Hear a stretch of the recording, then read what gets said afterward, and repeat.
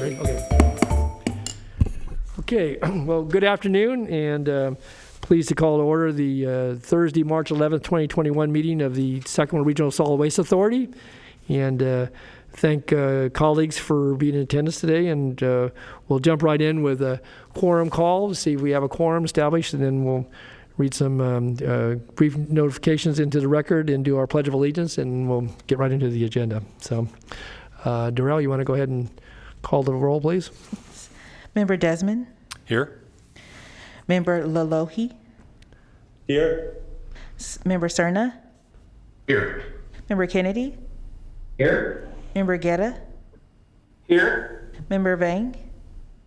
Here. And Member Natoli? Here. And you have a quorum. Okay, very good. Frost is also Give here. Mayor Frost, yeah. Okay, I will note you now that you were here. Thank you, Supervisor Frost. Thank you. All right, you want to read a brief notice into the record, Darrell, and then we'll do the Pledge of Allegiance. Just read the notification about public speakers. Would you read that into the record? I'm sorry, what was I reading? For the public, wishing absolutely. to address, just read the notice into the record. Yes, I can. I'm sorry Okay, about thanks. that. All right. The meeting of the Solid Waste Authority is cablecast live on Metro Cable 14, the local government affairs channel on the Comcast Consolidated Communities and AT&T Uverse cable systems. This meeting is closed captioned and live streamed at metro14live.saccounty.net. Today's meeting will replay Sunday, March 14th at 4 p.m. on Channel 14.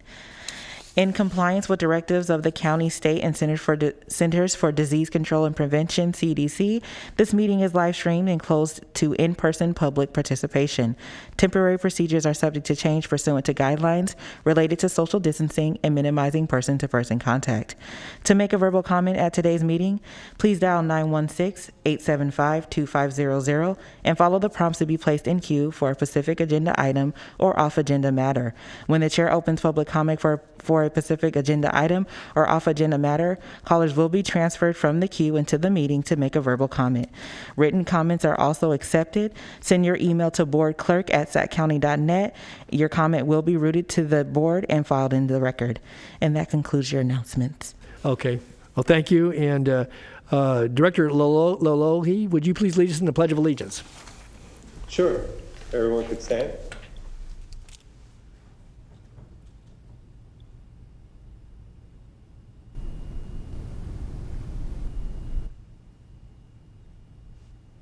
Go ahead. Whenever you're ready. I pledge allegiance to the flag of the United States of America and to the republic for which it stands, one nation, under God, indivisible, with liberty and justice for all. Okay, thank you very much. Okay, then we'll move down into our agenda, and first item is our oral reports, and we have our general manager's report. Mr. Sloan. Do we have the PowerPoint screen on?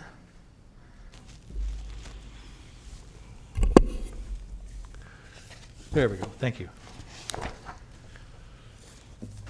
So I wanted to start out today with a quick update on the dissolution progress.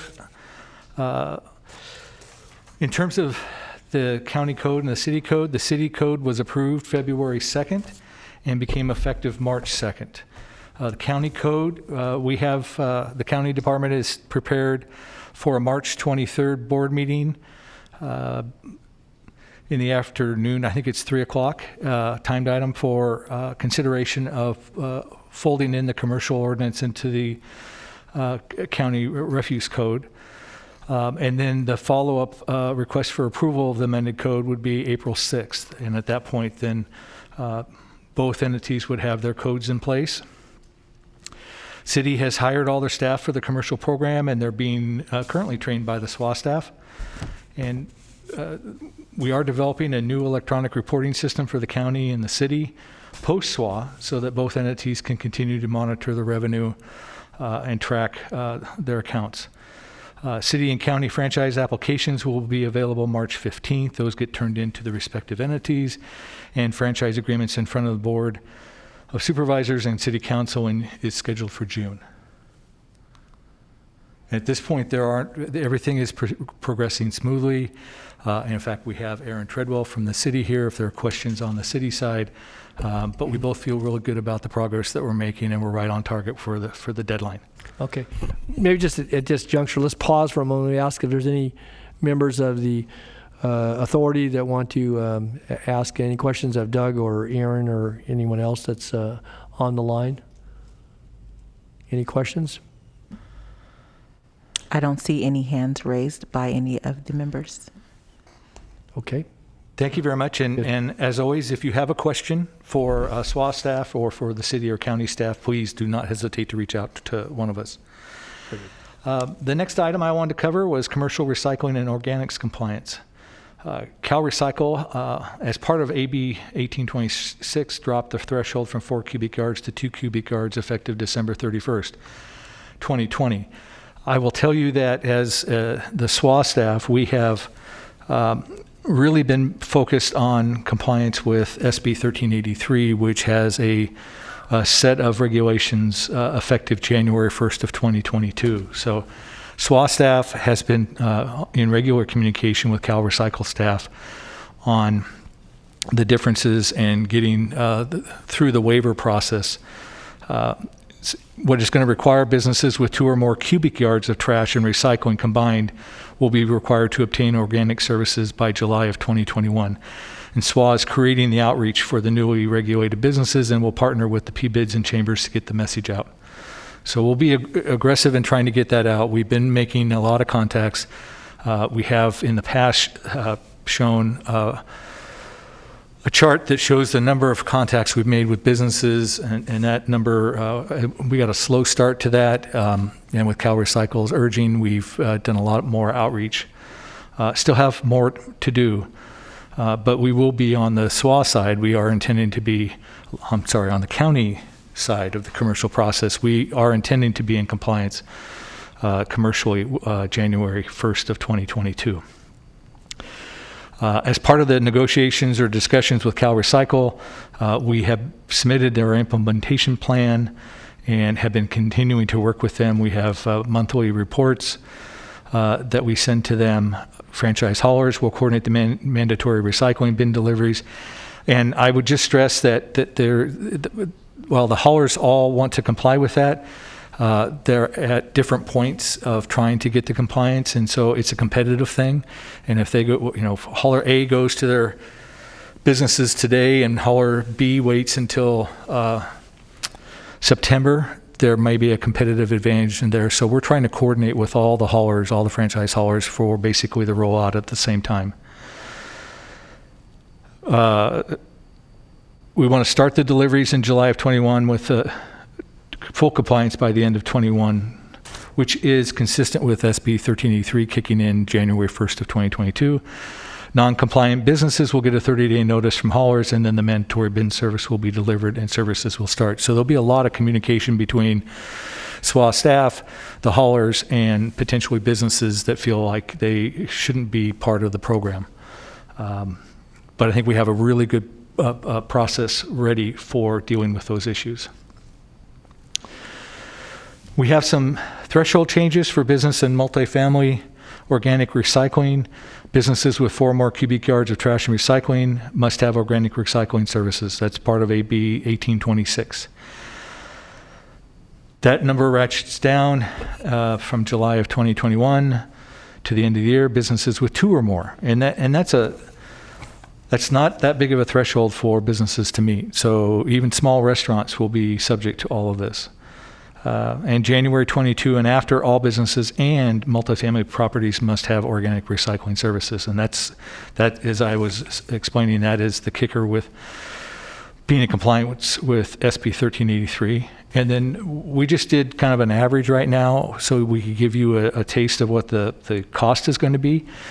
Because again, this has been part of our discussions with Cal Recycle. The monthly average organic recycling service is $102 for the smallest cart size picked up weekly. And if you remember when you're dealing with organics, protrusible waste, you need to be picking that material up weekly. And so right now, at the survey we did, this was $102. And so part of the messaging that we've been doing, both at staff level, with Cal Recycle, and as if I put on my other hat and working as a department head with the county staff and the county's lobbyists, we did meet with some high-level 1383 officials from Cal Recycle, and really expressed that this is a difficult time to be raising rates, whether it's on the residential side or the commercial side. They understand that. And so, but we're going to do what we can to get through the commercial side of this, be in compliance with January 1st. I think we're in great shape with the number of businesses we've already contacted. Clearly, big organizations like Raley's, Save Mart, big grocery stores, big malls and things, they're already in compliance with these. This is really going to be more effective more impactful to the small businesses in the area. And again, we're going to have to go back, and we are working with the haulers to go back and measure the 2 or more cubic yards so we can make sure everybody's in compliance. Can I, Mr. Chair? Sure, go ahead. Can I ask a question? Excuse me, Doug. And excuse me for not obviously being new to the board here. Can you? And we've had a lot of conversations about residential rates, obviously, at the Board of Supervisors lately. Can you give me a little bit of sketch of what the rate increase is going to be for businesses as a result of this? Well, that's the $102 a month. So right now it's nothing, Right. and it's okay. So let me go back, because we have a couple of new board members from the city side too. SWA regulates only the commercial haulers. They pay a franchise fee of 10%. That franchise fee goes into a pool of money. The money is revenue can be tracked city versus county accounts. It's where the actual service is located. So we can do a revenue split there, which is what makes it easy for us to split the organization, because we already know who's in what jurisdiction. There's no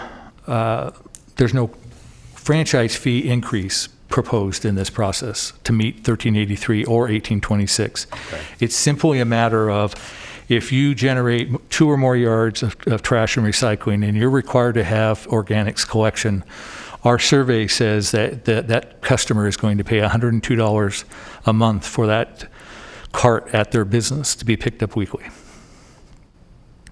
And what are the other? So just tell me what are the costs for the other carts? I mean, how many sized cart? 2 different sized carts? No, on the commercial side, it's really whatever. It's just, based okay. on service level. So you could have a 40-yard box service at like Lowe's and Home Depot. You could have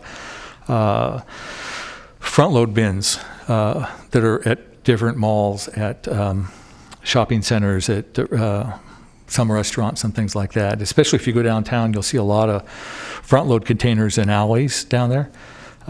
Those, for the most part, anything that's 2 or more yards is probably already been approached about their organics collection, but we'll have to have something. Now, organics selection for the smallest cart, it could be a 30 or 60 gallon cart. It doesn't have to be a huge cart. But when you add in, it's not so much the size of the cart, but you've got the cost of the pickup and the cost of the processing. Mm-hmm. Okay, thank you. I appreciate that. I'm obviously very sensitive to any increased cost to businesses, as I think we all are right now. And as far as your outreach campaign, is there anything either coming out of Cal Recycle or any state funding sources, or even some of the federal money that's coming out that is going to that businesses will be able to utilize to mitigate some of the increased costs as a result of this? And I have the perfect person to answer that question, Jennifer Claiborne. Yes. Thank you. Cal Recycle is coming up with an outreach program for 1383, and so that will touch on some of these aspects that we're addressing here, but those have not been produced or sent out yet. There's not funding specific to the outreach, but we do have currently in our contract, we're contracted with Runyon Solzman, and that's who we're working with to produce organic material outreach to let these folks know what it is, why, how can they be compliant with the law. Great. And part of that outreach hopefully will include maybe opportunities for businesses to get some assistance, either, coronavirus relief assistance or any other kind of assistance that will help them cope with this additional Yes. cost at a time like this. And the purpose of us providing that monthly average was just to give you a gauge of what we're asking of businesses to do to be compliant, because we recognize we're asking a lot of them to add a new utility service, and many of them don't understand what it really entails. You know, when you say to some of these shops, you need to recycle your organic waste, they kind of go, well, I'm not a restaurant, or I'm not a grocery store. And unfortunately, the state regulations, it's not just specific to those industries. We're looking at now every business who produces any kind of organic material. Right. So in the next slide, you'll see Doug will talk about the waivers.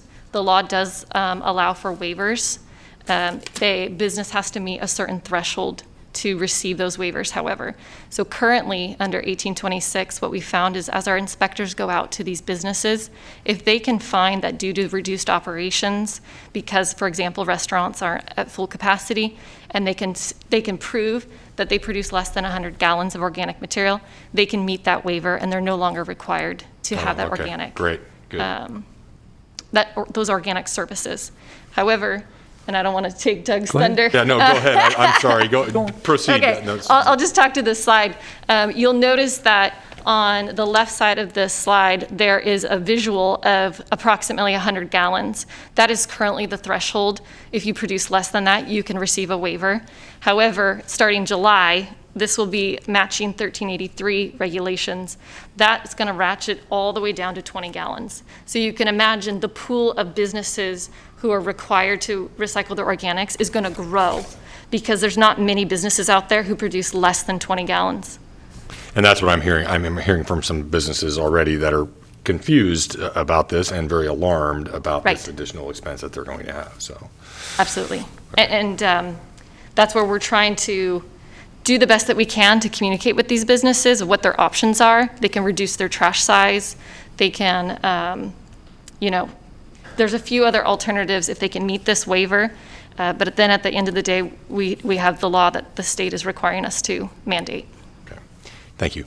Thank you, Mr. Chair. So let me ask if, do other directors have any questions on this? It's a good time, I think, to pause, and appreciate the questions from Director Desmond. Others have any questions about implementation of this program and some of the things that Doug's covered?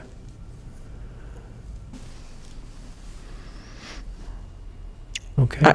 I see Member Lalohi. Do you have a comment to make? Sure. Sean?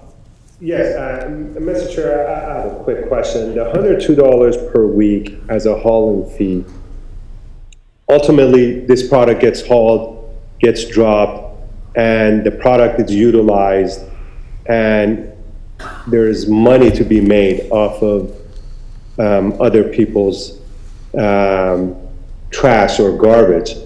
I guess my question is there any way that we could lower this amount, considering the end user will actually make money off of the recycled products? So to answer the question, we're talking, I went back to the other slide. The $102 is what we estimate the monthly cost increase to be, not weekly, but monthly for the service. So if I think initially you indicated it was, because I wrote down weekly, and that's why it got my attention. No, I'm sorry. If I said weekly, it's weekly service, but it's a monthly charge.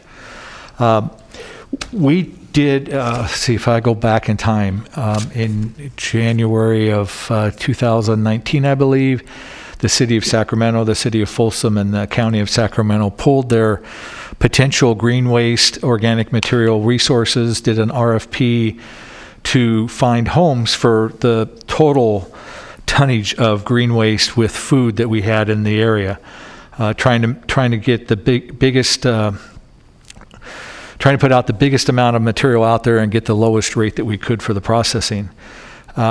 On the organic recycling side, the costs are, and Jennifer will correct me, but they're close to $75, $80 per ton that the haulers are going to pay to get rid of the material. And now some of them have their own facilities. The cost may not be that high, but there is a cost to that program. There's no, even if you want to sell compost, and I used to be in the business where we did that, it's the revenue never made up for the cost of creating the compost. And it's gotten, the market has gotten really, in some ways, worse because there are very few recycling centers, very few anaerobic digesters in the area. And so those facilities basically have a captured market. They have already an operating permit.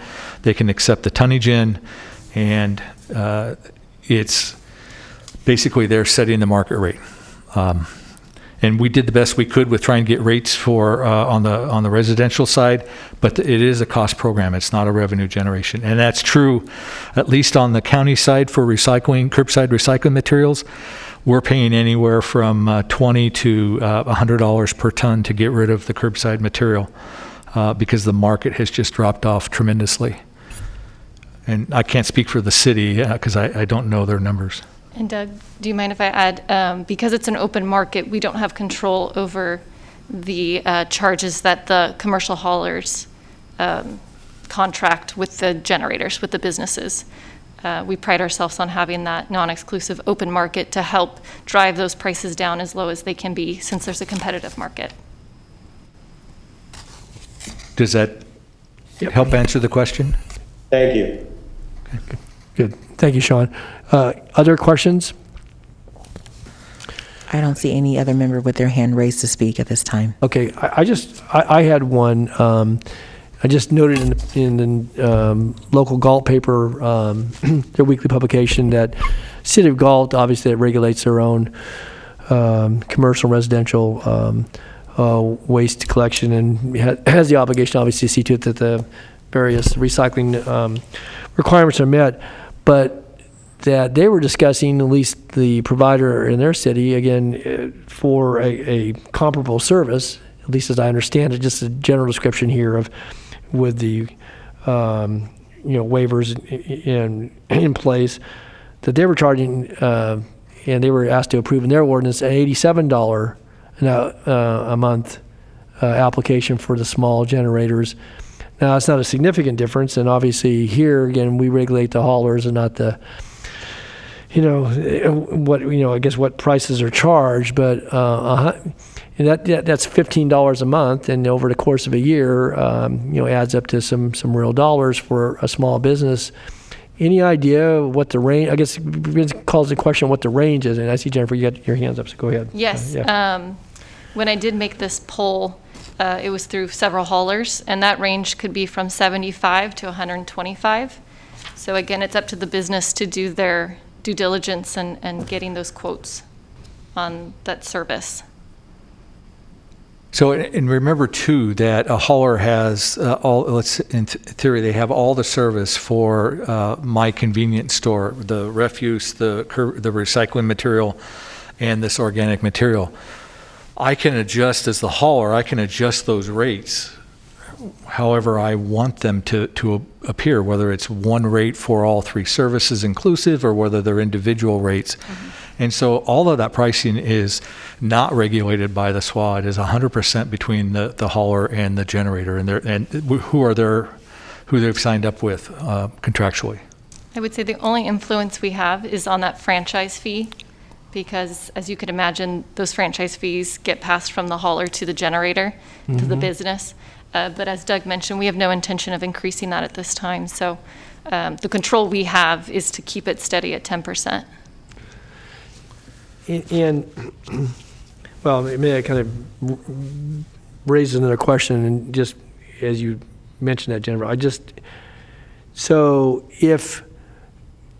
because we're still in the midst of a pandemic, everyone's hopeful that we're going to, move out of the various tiers and into a much more open economy as it relates to, people's business conduct as well as their general movement. But is there, within the context of that, if in fact it were the pleasure of this authority board to make some allowance so that you could soften that, at least as it related to this piece of it. Now, to Doug's point, I get it, that, you know, they determine the menu of how they offer the service.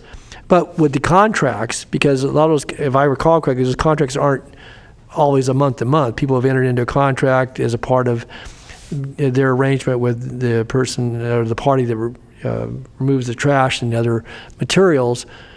So may not be a lot of flexibility. People might be able to shop around for a, quote, better deal, but they've entered into contracts. And as small business people, you know, I think not having that flexibility, at least in the immediate term, and if they're looking at, on top of everything else, another $100 a month on top of their bill, not because of anything we've done on this side of it. My question is, would we have the ability to, working with our franchised haulers, to, again, it would mean some less dollars flowing to the authority for a period of time, but to reduce, say, the franchise fee by 1% so that they could accommodate in this time. I guess, you know, I don't want to get too much into the hypothetical here, but assuming that we adjusted it and that adjustment got passed on to the small generators, at least for a period of time, that we adjusted it for a year's period so that people would have a chance to recover, to adapt to this, recognizing this is an obligation under the law, that we regulate, you know, we regulate and license the haulers. The haulers have their own business arrangement. We're not going to get in the middle of that, but we could offer some relief, and I guess maybe with some agreement by the franchisees that they would pass that savings on for a period of time to maybe to a discrete group. And I don't know if that's possible or not, but I assume when their contracts allow them to adjust rates within a certain range with their business enterprises that they serve. So does that make sense, what I'm asking? Whether it's doable or not, I don't know. And I question that because we're in extraordinary times. I mean, everybody that sits on this board and all the other boards that we're a part of, both our elected bodies, I mean, these are just, you know, and for us, you know, we have a role in it, but, you know, we're still getting our 10% on whatever goes on out there, and that comes back to the member entities. And so is there a way for us to indirectly, with some agreement, could we consider softening this at least for a period of time, maybe for a year? And I know that some of the SWA is going to go away here in a few months, but it would seem to me that would be a good faith on our part and would allow us, in a direct but kind of in an indirect fashion, to offer some relief as this was being brought on board. I just think these are small businesses for the most part, and not that all businesses haven't been affected in some way or the other, but. So, any thoughts or reactions? Again, I have a couple. Okay. One, this would be kind of a late change to the whole franchise system where this current system is only going to be in play for 3 months. Yeah. We get to July 1st, and then each entity can control that because they can control their franchise fees. The SWA budget obviously is built on the 10%, and so adjusting that, we are using as much as we can in some of the money that we have in the SWA budget that's already been approved in terms of illegal dumping and some of litter cleanup and some of those programs. We certainly have a contract for the California Conservation Corps for certain areas of cleanup, and so from a revenue standpoint, there would be an impact potentially to some of the programs or disbursements out to the general fund. And the other piece that I would mention is this economy is both has a positive and a negative impact on this program. Clearly, businesses that have 2 or more yards are going to have to sign up for the new service. But if many of the small businesses have greatly reduced their revenue and their hours and their sales, they're not generating nearly as much waste as they used to be. So there are some businesses that will be able to go through and get the waiver because they'll be under the 2 yards until the economy picks up, which in theory is a year from now, and then they would be we'd have to revisit their waiver. But they are going to get a period of time in there that if they're not generating the 2 yards, they will get the waiver. And so as long as the economy is still, and I can't describe a business that would be impacted that way. It's really up to the business owner. The franchise fees, if I remember correctly, and Franchise fees are calculated on the refuse side, not on the recycling side. They're what, Doug? I believe the franchise fees are based on the refuse Only on the trash. side. So they the pay accounts. a franchise fee just on the tons that they dispose on trash. They don't pay it on the recycling or organics. So the SWA is not going to get money, $1.02 out of this. No, we're $102. not getting it. It's Right. neutral in that respect. Right. On the other hand, to your point, they can't put this material in the trash any longer, right? Because they're going to Unless they've been waived. Unless they get a waiver. unless they get waived. But if they don't get waived and they get caught putting that stuff in the trash, then they're subject to what? To fines by us? We Or will. we find a hauler. Under 1383, that they would be, they could be fined under enforcement that the state is requiring local jurisdictions to do. So that will come at a later time, potentially. When it comes to contamination, it's up to the hauler whether they want to work with that business on the contamination they find. Again, we want people to do the right thing. Right. But I just, and I appreciate your point, Doug. Obviously, there may be some other unintended results because of slowdown in business or whatever, but do we have any idea how many businesses are potentially impacted by this? Yes, there's approximately 2,100 between the city and the county that will be coming on board. And they're largely restaurants, food prep facilities, and I don't markets? necessarily know that off the top of my head. It's something we can look and to look at the data. Well, by the time we ask for a report back, we're going to be in the final weeks of the. We'll probably have We'll one see more you in meeting April. authority. Like the chairperson, vice chairperson for one meeting. It looks like here. I don't know. I mean, it's just, and well, I guess I just heads up as one member of this body, but. Mm-hmm. When this comes back to the board of supervisors, I think that as we look at impacts to businesses and trying to provide some element of relief and recovery, recognizing a myriad of factors here. I'm not going to take any more time here today, but I, for one, would want us to at least see how we might be able to help some of the businesses who, again, to your point about all this decline, but that's meant not just in some offsetting expenses that aren't being incurred, but probably a whole lot of revenue that's not being realized, and whatever obligations go with generating that revenue.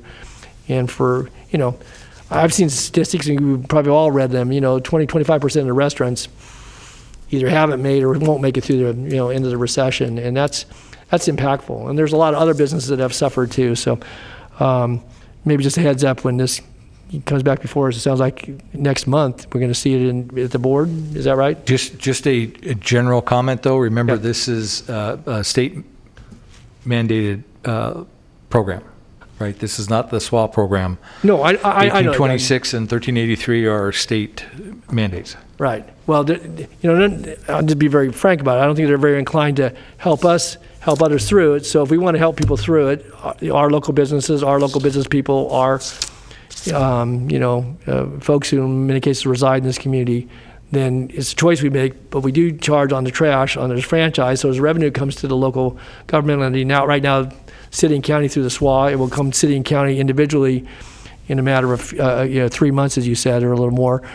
But nonetheless, we have some ability, even within that context. Again, we know who the haulers are.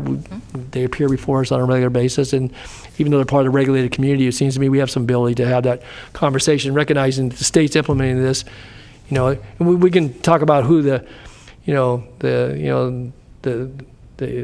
bad guy is in the room all the time, but we're still having to enforce it, so it doesn't make a difference. The law is the law, and if we can help make it better and have it within our realm to consider that. So I'll stop with that, but I appreciate the discussion here today, and I think we deal with it often with mandated programs and requirements from the state, and we get to be the ones that get to be the implementers and give people the news, good or bad, I guess. And Doug, I want to add clarity. Yeah. So on March 23rd, we'll be introducing the code amendments at the county, and then April 6th adopting. However, the fee and penalty schedule, that resolution will be coming to the board later in May. Okay. So there will be a separate opportunity for that discussion. Okay, thanks, Jennifer. I appreciate that. And Ms. Mr. Yeah, Mr. President. Real quick, I just want to say that, yes, I echo Director Natoli, and we'll be looking for the same thing when this comes back to the board with some creative ideas to help soften the blow for our business community. And out of those 2,100 businesses, how many are county, how many are city? Do you know? I don't know that, but when it comes to most of our program, things are fairly split. Okay. But that's just a guess. Thank you. Mr. Chair? Yeah. Oh, I'm sorry. I just wanted to let you know that we do have one member with their hand raised. Sure. Member Lalohi? Yeah, Sean, go ahead. Thank you very much.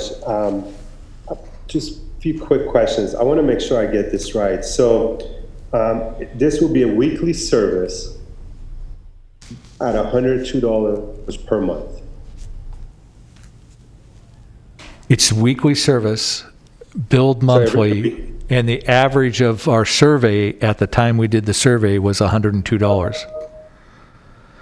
And are we in a position to be able to, so I first of all, thank you very much for the information, and I do agree with the content.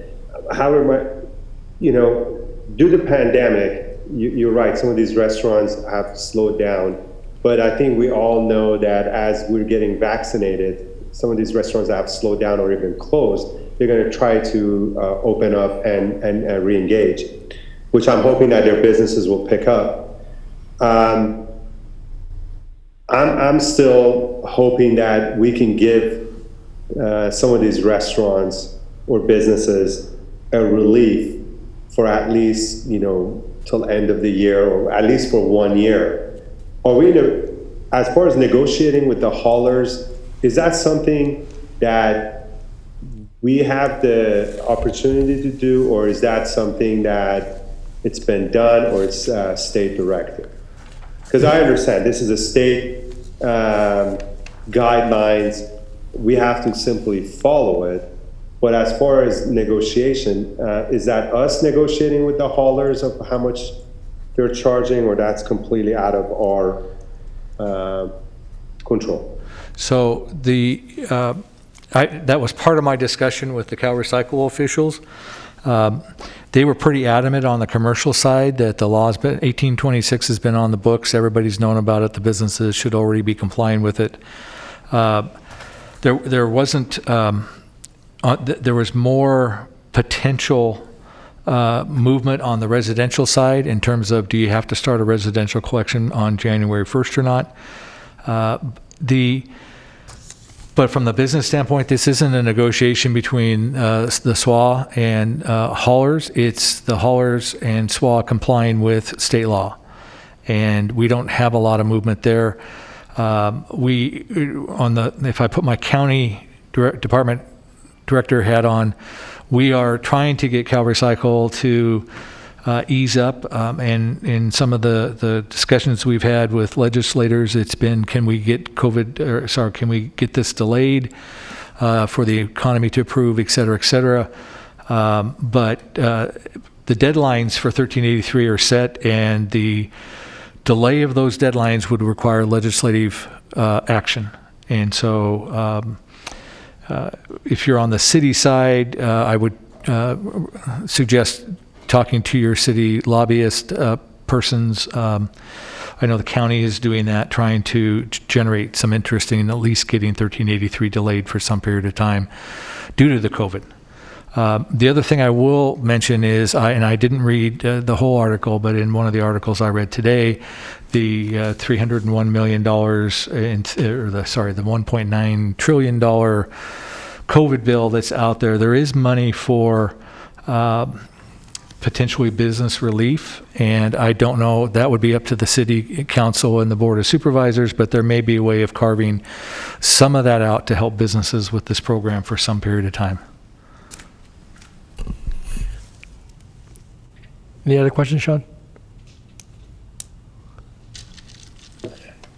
Just so the fee that the haulers want to charge, is that negotiated between the hauler and the CalFresh, or is that something that they're negotiating or conversing with SWA?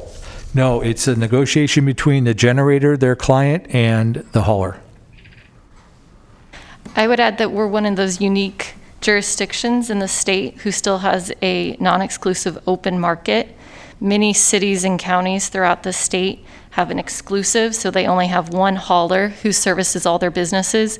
And at that point, there is an opportunity for that jurisdiction to negotiate those prices. But because we have an open market, we don't have that opportunity. We only do the oversight on the regulation that's coming from the state. So it's a little different of a relationship in our jurisdictions.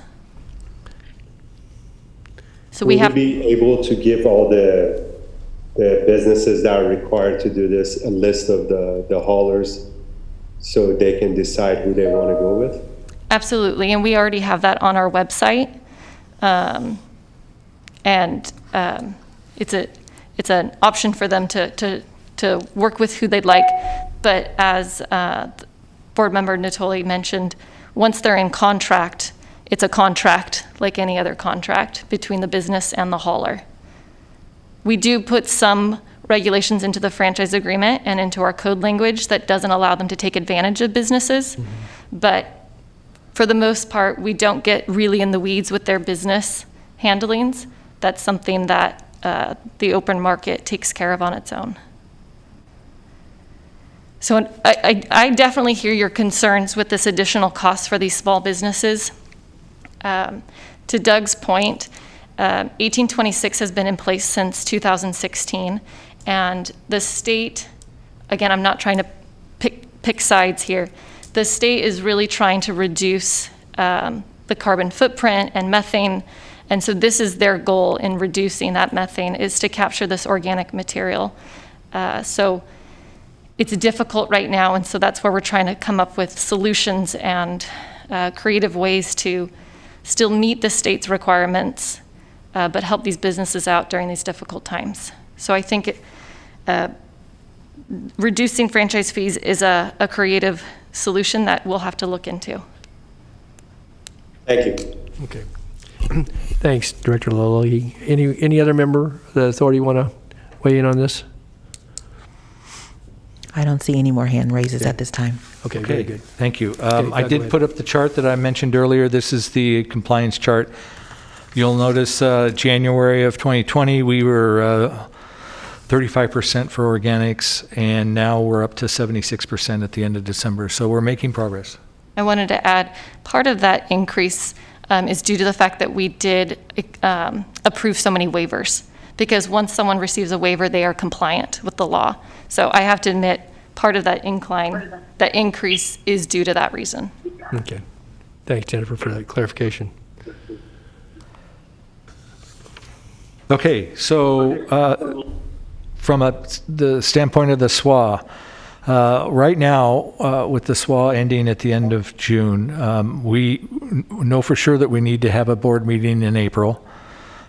We have asked Cal Recycle to come in and present some changes to the organics. Some of the questions that we have in terms of the mandatory participation and things like that, the Cal Recycle officials will be able to answer. Atrium will be presenting a recycling challenge installation for public outreach. And we will be requesting the approval of the SWA dissolution asset and liability distribution schedule.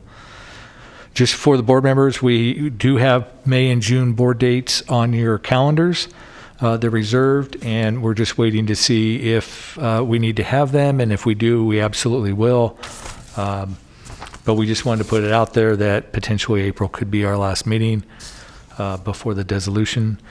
And last but not least, I want to thank the new board members for coming on. I know this is kind of a difficult time to come into a board that is going to have 2 meetings and is going to be dissolved. But I absolutely offer up myself and staff for any questions you have about the commercial program, the way the franchise agreement system is run.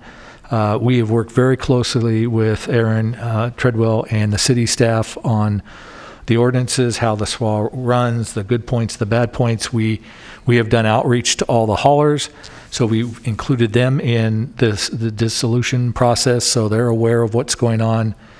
But between myself and staff, we would be more than happy to meet with any of you that have questions or want more information. And with that, that's my general manager's report. Okay, thanks, Doug. Aaron, anything you wanted to add? No, okay. All right, board members, any other questions on Doug's report? I do not see any hand raises at this time. Do we have any public comments or questions on this item? No, we do not have any verbal public comment for item number 1. Okay, very good. Then if there's nothing further, thank you for those reports and for the information and feedback on questions. So we'll move then from our general manager report to the one action item. Well, actually, there are more action items, but the consent items, which is the approval of the action summary from October 8th, 2020. I'll move consent, Mr. Chair. Okay. This is, Ari Guerra from the city of Sacramento. Okay. We have a second? Chair would second? second. Okay, we got a second. Was that my? Okay, good. All right, so we have a motion by Member Guerra and second by Member Vang. And unless there's any questions or comments on this item, then we'll go ahead and call the roll, please. Member Desmond? Aye. Member Lolohi? Aye. Member Cerna? Aye. Member Kennedy? Member Guerra? Aye. Member Vang? Yes. Member Natoli? Aye. And your motion carries with Member Kennedy being absent. Who? Kennedy being absent. Kennedy? Yes, he did have to leave. Oh, okay. Now, for some Member Frost is the alternate, so she can be called? She is an alternate, so she dropped off the call. Oh, okay. So. But you only need 4 for a quorum, so Okay. your motion carries. All right. Okay. Very good. All right, the next discussion items, I guess item 3 is discussion items, so it's not action. So that's the election of chair and vice chair for 2021. So this can probably be one of the shortest terms in history of this body anyway. But so the recommendation is, Doug, I don't know if you want to make the recommendation. I can make a couple comments. Sure. This is normally the time, our first meeting of the year is normally the time where, and I believe it's in our bylaws, to elect a chair and vice chair. Normal chair rotation is a city 1 year, representative 1 year, the county the next year, and so on. Okay. All right. Well, your current vice chair is Mr. Guerra, and I know we have 2 members of the council that have joined him. So he's the current vice chair, and if he'd like to be the preside over the, I guess what will be the final meeting of the authority potentially, then we can entertain a motion, and then we would need a vice chair from the county, although that's a moot point, I believe. So, or will be a moot point. I'll, Mr. Chair, Yeah. if someone would make a motion, I'd nominate for vice chair Mr. Desmond, even though it might be only one county since Mr. Kennedy and Ms. Frost and Board Member Frost had to step off. Okay. So you're going to bundle the motion then. You nominate Mr. Guerra for chair and Mr. Desmond for vice chair. We can do it all part of one motion, I believe. You okay with nominating yourself, Mr. Chair? Mr. Chair to be? Yeah, sure. You know, it's one. I would actually nominate Councilmember Guerra as the chair. Okay. All right. Good. You take him out of that embarrassing position. Very good, Sean. Thank you, Sean. Thanks for saving that. I was gonna jump right in, but Sean beat me to it, so. Well, I figured from vice to chair, it's only the normal task. Besides, it's only a few months. You can't do that. You can't damage the system that bad. So. Okay. Would you Tell me. would you include as part of your motion? We can do both as one. Would you include the nomination of Mr. Desmond as the vice chair then as part of your motion, Mr. Lowry? Sean? Yes. Okay. Okay. And you're okay with the seconder of the motion? Yeah, I'll Okay. second, yeah. All right. So do we have any public comment on this? No, we do not have any public or written comment at this time. All right. So then we have a motion on the floor by Member Lalohi, seconded by Member Vang, to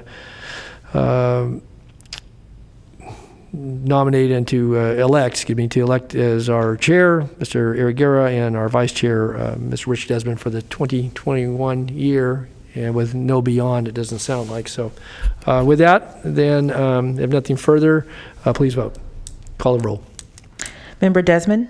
Aye. Member Lalohi? Aye. Member Cerna? Member Kennedy? Member Guerra?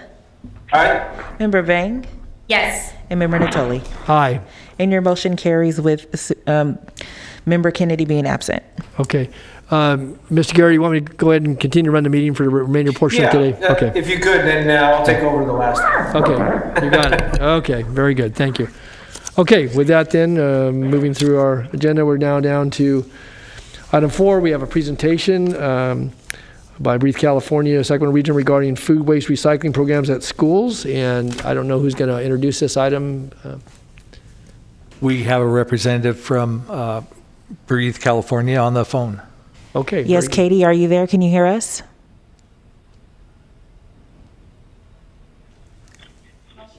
Katie, are you there? Can you hear us? Yeah, it just went silent, so I didn't know if I was supposed to talk. No, that's okay. Sorry about that. So we have you here, and you just let me know when you want me to go to the next slide. Okay, so I can just jump in right now? Yeah, Katie, just introduce yourself if you could. And Mr. Sloan indicated you're going to be doing the presentation. So tell us about what you're going to tell us about today. Introduce yourself, and you have the floor. Perfect. All right. Sorry for if there was a wait at all. So yes, my name is Katie Smith. I'm the program manager at Breathe California Sacramento region, and I run our school food waste recycling program that's in partnership with the Sacramento Regional Solid Waste Authority. And this program is to help school districts bring their schools into compliance with the state mandatory organic recycling laws. And we do this by implementing food waste recycling programs into elementary schools and training students how to properly sort their waste during each meal. Next slide, please. So this slide is a breakdown of the schools that we have worked with, the school districts we've worked in with each school year. And we don't have the current school year listed on here just because it looks a lot different this year. So I have included that on a separate slide that I'll go over at the end of this presentation. But each school year we work with a set of 10 schools to implement food waste recycling programs. And in 2018-19, which was the first year of this program, we worked in 10 schools across Elk Grove Unified School District, San Juan Unified School District, and Twin Rivers Unified School District. And across all those schools, we helped divert over 104,000 pounds of food waste. And then in 2019-20, we worked in another set of 10 schools, which were in the Thomas Unified School District and Sac City Unified School District. And that year, we diverted about 9,400 pounds of food waste. And you'll notice it's a little bit less, and that's just because the schools shut down early that year due to the pandemic. But overall, we worked. So they can do it. Overall, we worked in 6 schools. Good mine than yours. Yeah. I'm sorry, I just have to interrupt you just one moment, Katie. We have someone on the line can you please mute your mic? Oh, yep. Not you, Katie. Not you, Katie. Not you, I'm sorry. In the Zoom call, please. We were getting some bleed over on the. Thank you. You can resume, Katie. Thank you. Go ahead, Katie. All right. Thank you. All right. So, yeah, we've worked in 20 schools total, and we've reached over 11,160 students and taught them about food waste recycling. Next slide, please. So these are the steps that we take to implement a program into schools. And before we do any of this, we actually meet with the school district first, either the director in the maintenance and operations department or the nutrition services department. Those are both departments that oversee functions within the cafeteria, where we are mainly working with on this program. And it's really important to bring them on early on to make sure that they're familiar with the state laws and that they understand that this program is a requirement. And so involving them throughout the process makes sure that this becomes a district-wide initiative. And so once we have met with the districts, they help us identify schools within their district that need a program and could use extra assistance. So then we, with help from the district, we meet with the principals at those schools, obtain approval, and meet with the cafeteria staff as well, which are the head custodian and noon duty staff, to help bring them on board. And we work a lot with the cafeteria staff to include them in the implementation and design, because they know so much about the cafeteria, and we can make sure that this works within the existing operations and functions. And then we can purchase the supplies, prepare the school for the program launch. And on the day of the launch, we launch the program at lunchtime. And that morning, we do a school-wide assembly to educate the students and the teachers about this new program. And then we make sure to be on site to help make changes in case they're needed to improve efficiency and guide students through the waste sorting process. Next slide, please. So this slide has slides from our presentation during school-wide assemblies, just to give an example of what's included in them. We've also worked with Republic Services to do assemblies, and they do an awesome job educating the students and is a resource for schools as well. In these assemblies, we make sure that students understand the purpose of the food waste program, what the benefits are to reducing food waste in landfills, and how it can be turned into compost. And then we demonstrate how to sort waste, what item goes into which trash can. And another thing that we started last year was, before the food waste launch, we would measure how much of the cafeteria waste was landfill waste and how much of it was food waste, so that we could help the students visualize the amount of waste that they would be able to reduce from going into the landfill. Next slide, please. So this here are the components to a waste station. This is the main part of this program, because this is where the students will be sorting their waste after each meal. There's usually one or two of them set up in the cafeteria. And the first one there, at the beginning of the waste station, is the gray can for all of the landfill waste. And then next is a green container for the food waste. And we make sure that we have the cans color-coded so that students can easily differentiate between the cans. And then we have a cart for stacking trays. And even if they're styrofoam trays, we ask the students to stack them to prevent buildup in the gray can, and which requires the custodian have to change the bag more frequently. So if they are stacked instead, there's less work that has to be done from the custodian. And then we always try to make sure that the waste station is set up near a share table or cart. And this might be something you're already familiar with. It's becoming a district-wide initiative across all the districts. So most school cafeterias now have tables set up for students to share their unopened and uneaten food items on this table, so that students can take food throughout the day from the table as they're hungry. And some cafeterias also have many refrigerators now, so that cold items can be stored in there, like milk, so that they have a longer shelf life. And it's an awesome initiative that is helping to not just reduce or prevent food waste from happening in the first place, but also address food insecurity. Next slide. So as any new program that gets implemented, there are some challenges that you have to address. And one of the main challenges with implementing a food waste program are short lunches. It is required to have at least 20 minutes of lunch at schools. And I included an example of a school lunch schedule from one of the schools that we have worked with in the past. And you can see they had 7 lunch periods of 20 minutes.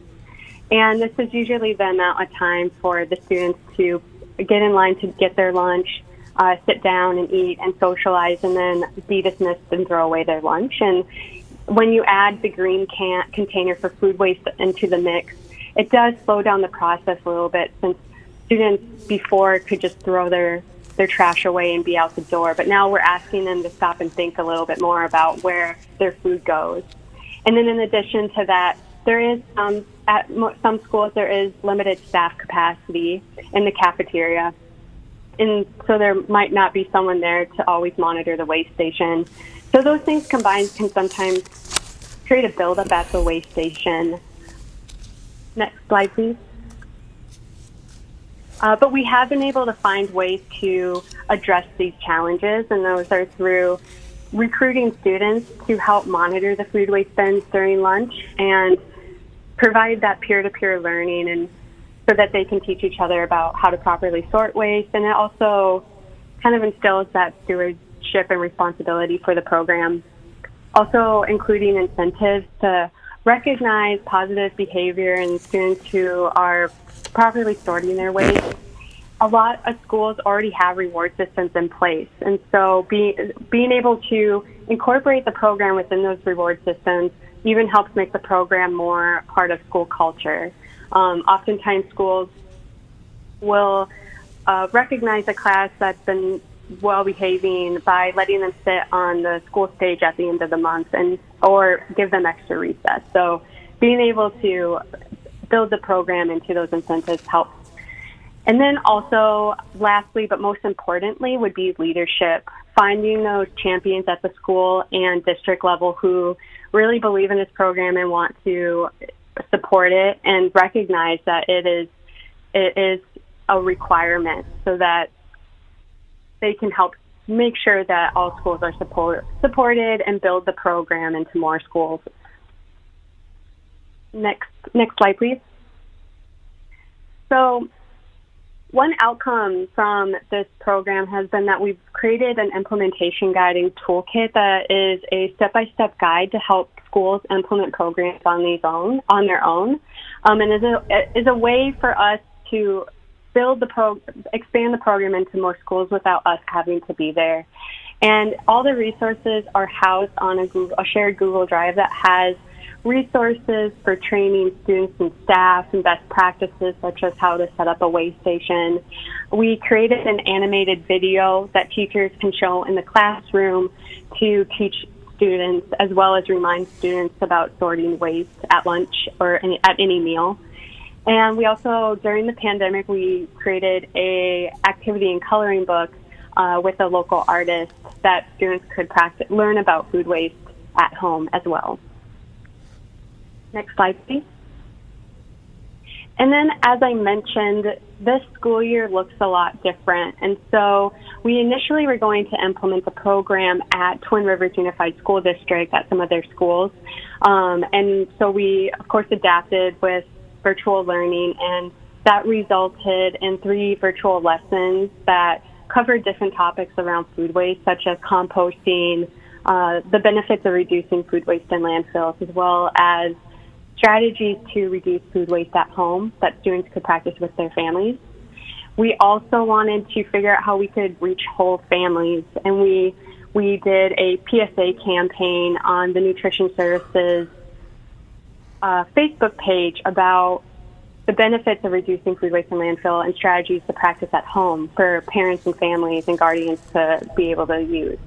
And we also launched a food scrap drop-off site at Orchard Elementary, and that ran for 4 weeks, and we collected 326 pounds of food waste that Resoil Sacramento, which is another nonprofit based in Sacramento, helping to reduce food waste and compost it locally. And they collected our food waste and composted it at a community garden in downtown Sacramento. And after the 4 weeks, we were able to hand out compost to families that were participating in the food scrap drop-off site. And then lastly, we handed out free micro-composter kits at the drop-off site and at the curbside meal pickup site at Orchard Elementary. And we also had classes sign up to participate in the micro-composter kits and make compost at home. It was a hands-on activity for students to make compost in the soda bottles, and it also came with lettuce seeds for students to grow lettuce in the compost after they were done. Next slide, please. So in addition to that program, we've also focused a lot on continuing to do outreach to the school districts about state mandatory organics recycling laws and making sure that we could prepare them for implementing programs when schools reopened. We just sent out a survey recently to understand the needs of school districts for implementing food waste recycling programs so that we could best prioritize our resources and attention to making sure that we can meet their needs for when they reopen. And we recognize that it will probably look a little different the way lunches are served. We're also sending reminder emails about every 2 months about state laws and making sure that districts are aware of the resources out there. There have been webinars, and CalRecycle has put out new resources for schools, so making sure that they're connected to those resources. We also are putting together implementation kits that will have the guide and toolkit and supplies for school districts that were passed off to school districts so that when schools reopen, they will have a lot of the necessary supplies and tools to launch a program. And then we also created a school inventory that has the list of schools in Sacramento County and their compliance status so that we can best identify the high priority districts so we can focus our attention to make sure that they can meet state laws when they reopen as well.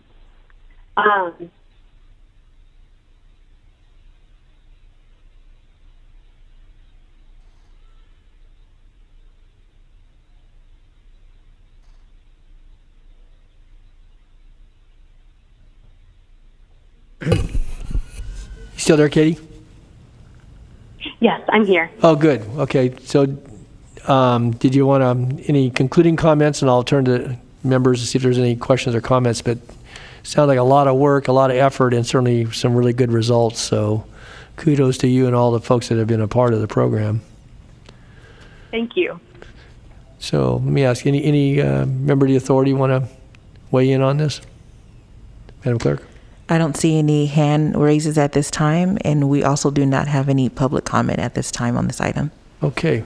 Well, thank you, Katie. So will this effort continue once we resume some, school activity in a more normal way? Is it intended you would continue?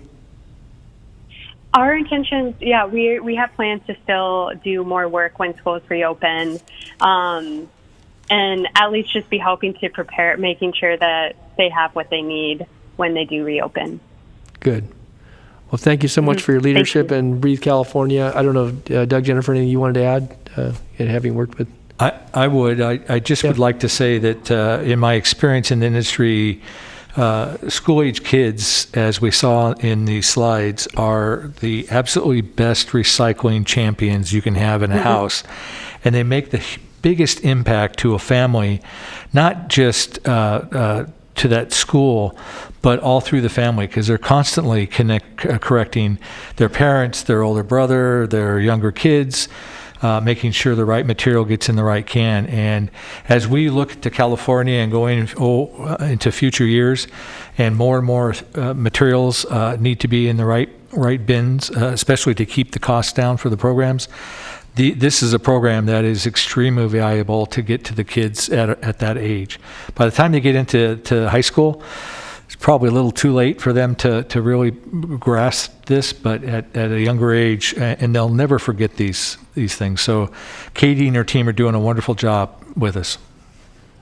And I'd like to add that both city and county staff will be proposing to continue the contracts with Breathe post-SWA dissolution. Good. Mr. Chair? Yes, Ms. Guerra. This is Member Sterna. Phil. I wanted to send my thanks to Breathe California as well. And in my capacity serving on the California Air Resources Board, I certainly have a chance to intersect with the organization on a whole host of air quality and greenhouse gas reduction initiatives. But I feel remiss if I didn't acknowledge that and all the great work they do in so many different spaces. And of course, in this one, I think we can use all the help we can get to help educate our constituents. So I want to thank Katie and Breathe California. Thank you. Thank you. Mr. Chair, I also see that Member Vang has her hand raised at this time. Yes, Mai, go ahead. Yeah, I just wanted to take this opportunity to also thank Katie as well. I really enjoyed your presentation, and just want to say we definitely got to start them young. I think environmental awareness is definitely not an option, but a necessity. And when I think about this generation now, even though I consider myself still young, but for the current generation, I think recycling was more of a learning curve, because even now adults have to make a conscious decision not to throw away all the trash at the same place, or trying to separate items as they collect them. And so I really appreciate this program, and just wanted to say thank you to you. And if we truly want environmental actions to succeed, we gotta be able to pass down that philosophy to kids today, so that recycling truly becomes just really a second nature to them. And so again, Katie, just thank you so much for your heart and your hustle on the ground, working with the school district throughout this region, and just really excited about the work ahead. So thank you. Thank you, Mai. Thank you so much for that. Anyone else? No, I do not see anyone else with their hand raised at this time. Okay, good.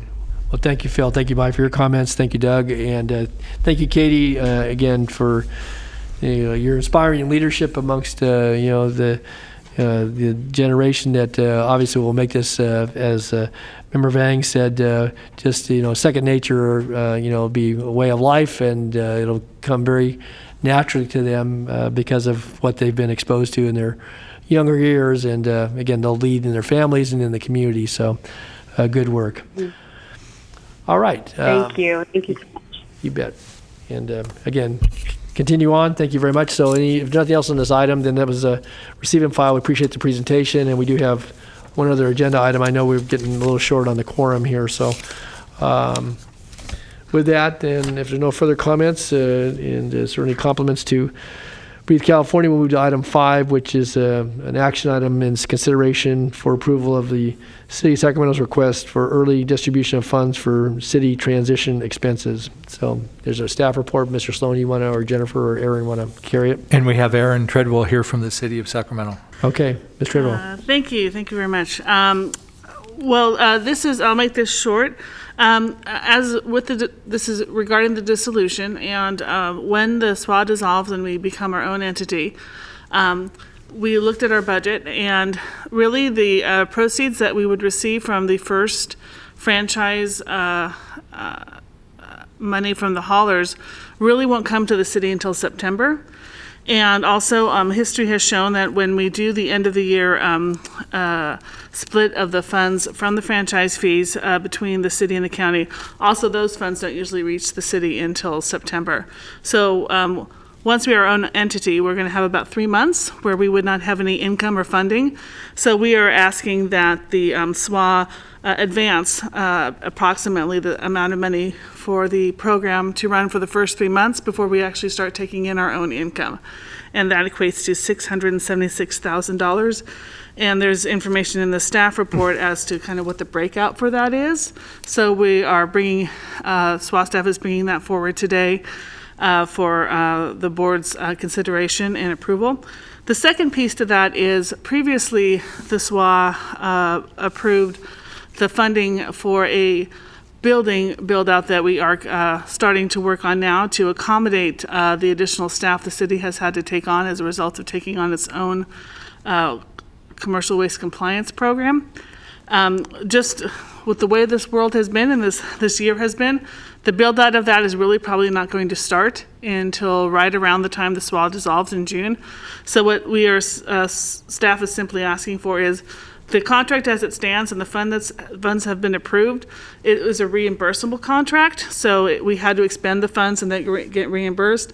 We're asking is that the contract be amended so that the SWA can distribute the amount that we already has been approved for the building in advance of July 1st, so then we can continue on with the building project that will probably likely start right around the time that the SWA dissolves. So that's what item 5 is basically summing up today.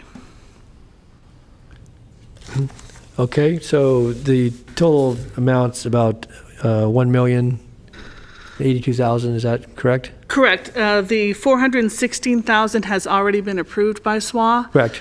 So, But you're asking for all that basically lump sum to come to the city, both for Right. transition services, coverage costs, but also for the building. exactly.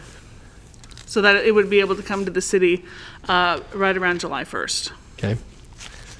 And, all right. Any questions by members of the board on this?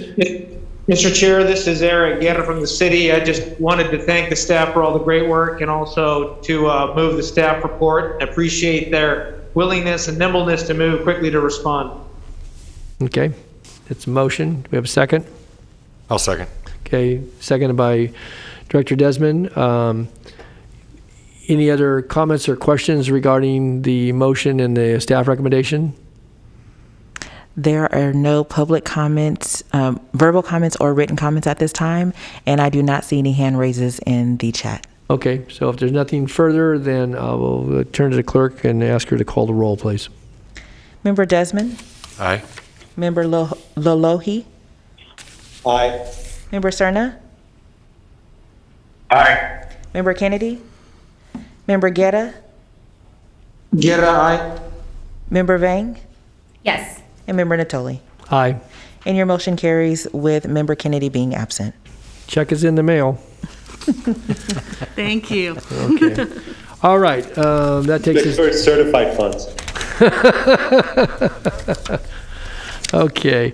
All right, then that takes us down to our last item on the agenda, which are comments from the public for items that are not on the agenda. Do we have anyone signed up today to address the board? No, we do not have any verbal comment or written comment at this time for that item. Okay, and then for the good of the order, any director want to make any other comments before we draw this meeting to a close? Any hands? No, I do not see any hands raised.